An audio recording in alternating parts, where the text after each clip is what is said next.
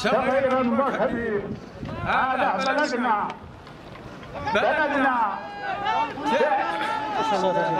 سوف ندافع عليها بدماءنا وأموالنا مهما كانت الصورة.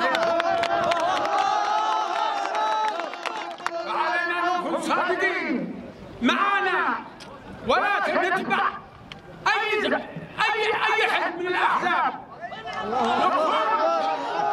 نكون أقوياء بأنفسنا ونحن سوف نقوى بعقيدتنا وإيماننا، لن نخضع لأي فئة تجي تدوس كرامتنا، سواء كان حوثي أو غير حوثي. لا هنا لكن نكون صادقين، ما نكون مصفقين ونحميها، وهذا الذي أقوله. السلام عليكم.